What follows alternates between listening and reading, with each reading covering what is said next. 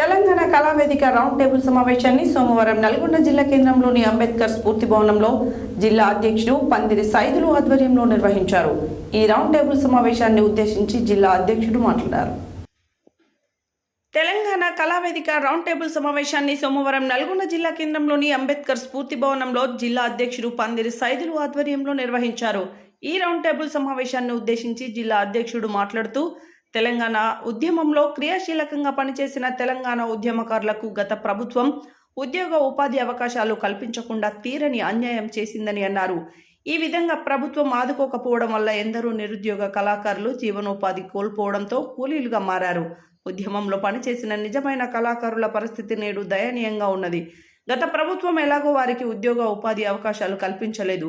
ఇప్పుడున్నటువంటి ఈ ప్రభుత్వమైనా తక్షణమే తెలంగాణ ఉద్యమంలో క్రియాశీలకంగా పనిచేసినటువంటి ఉద్యమ కళాకారులకు అందరినీ ఉద్యోగ ఉపాధి అవకాశాలు కల్పిస్తూ మేనిఫెస్టోలో పొందుపరిచిన విధంగా ఉద్యమకారులకు ఏ విధంగా అయితే 250 చదరపు గజాల ఇంటి స్థలం ఇస్తామన్నారు, అలాగే ఉద్యమకారులందరికీ కూడా ఇంటి స్థలము మరియు ఇందిరమ్మ ఇల్లును మంజూరు చేయాలని అన్నారు.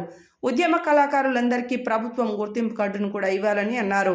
అలాగే ఉచిత బస్సు సౌకర్యాన్ని కూడా కల్పించాలని వారు డిమాండ్ చేశారు. ఈ కార్యక్రమంలో జిల్లా ప్రధాన కార్యదర్శి పాలాడుగు అంజీ, జిల్లా మహిళా అధ్యక్షురాలు దోరపల్లి లత, జిల్లా ఉపాధ్యక్షులు కోడి భీం ప్రసాద్, జిల్లా కోశాధికారి కంచు శ్రీనివాస్, జిల్లా కార్యదర్శి కలకొండ శ్రీనివాస్, మిర్యాలగూడ నియోజకవర్గ అధ్యక్షులు రేముడాల శ్రీనివాస్, నాగార్జున సాగర్ నియోజకవర్గ అధ్యక్షుడు బొట్టు శ్రీను మరియు దుబ్బ ప్రభు, చిక్కుల యాదగిరి తదితరులు పాల్గొన్నారు.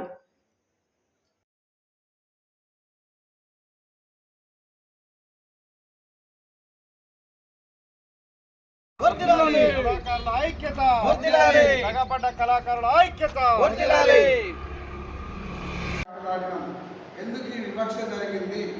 ఎవరి బాధ్యతలు? గుడిలో దేవుడు కరుణించిన పూజారి కరుణించినట్లుగా మన బతుకులు మాత్రం చిత్ర చేసిండు. అందుకే నేను 10 సంవత్సరాలు కూడా ఈ అజ్ఞాతవాసంలో వెళ్ళిపోవడం జరిగింది. ఎందుకంటే పాలకులు అనేవాడిని ఎవరు తగ్గి లేపడు, మనమే లేపాలి. మన పాటకు 1000 మెదళ్లను కదిలించే శక్తి, బలం ఉంది. ఇక్కడ కూర్చున్న ప్రతి ఒక్కరూ గాయకులు, ఆయా విద్యలు.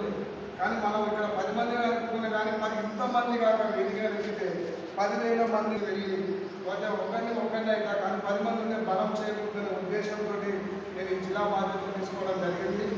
మీరు కనుక, ఎందుకంటే ఎవరు కూడా మనల్ని నిచ్చేసి ఎక్కియాడు. దయచేసి మిత్రులారా మీరు ఆలోచించండి. మనం ఇచ్చిన మనమే వేసుకుని ఎక్కాలి.